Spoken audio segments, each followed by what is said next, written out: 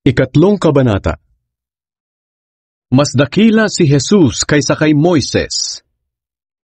Kaya nga mga kapatid ko sa pananampalataya at mga kapwa ko na tinawag ng Diyos na makakasama sa langit, alalahanin niyo si Jesus. Siya ang apostol at punong pari ng ating pananampalataya. Tapat siya sa Diyos na nagsugo sa Kanya, katulad ni Moises na naging tapat sa pamamahala ng pamilya ng Diyos. Ngunit itinuring ng Diyos si Jesus na higit kaysa kay Moises, dahil kung ihahalin tulad sa bahay, higit ang karangalan ng nagtayo kaysa sa bahay na itinayo. Alam natin na may gumawa ng bawat bahay, ngunit ang Diyos ang gumawa ng lahat ng bagay. Tapat si Moises sa pamamahala niya sa pamilya ng Diyos bilang isang lingkod, at ang mga bagay na ginawa niya ay larawan ng mga bagay na mangyayari sa hinaharap. Ngunit si Kristo ay tapat bilang anak na namamahala sa pamilya ng Diyos. At tayo ang pamilya ng Diyos, kung patuloy tayong magiging tapat sa pag-asang ipinagmamalaki natin. Kaya gaya ng sinabi ng Banal na Espiritu, kung marinig nyo ngayon ang tinig ng Diyos, huwag ninyong patigasin ang puso nyo, tulad ng ginawa noon ng mga ninuno nyo.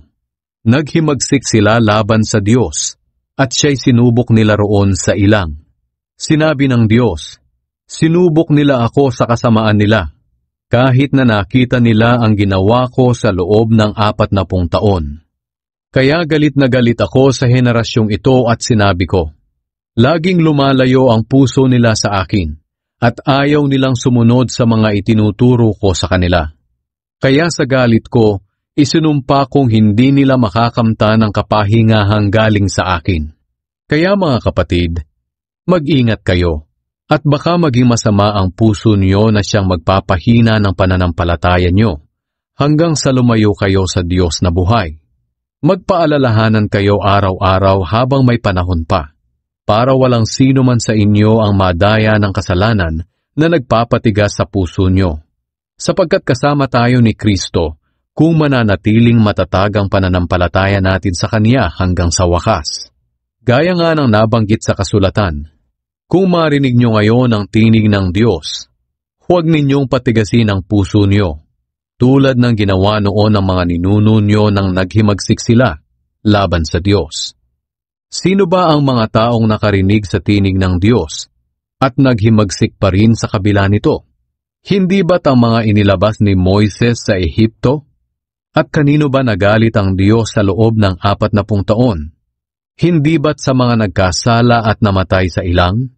At sino ba ang isinumpa ng Diyos na hindi makakamta ng kapahingahan? Hindi ba't ang mga ayaw sumunod sa Kanya? Kaya malinaw na hindi nila nakamta ng kapahingahan dahil sa kawalan ng pananampalataya sa Diyos.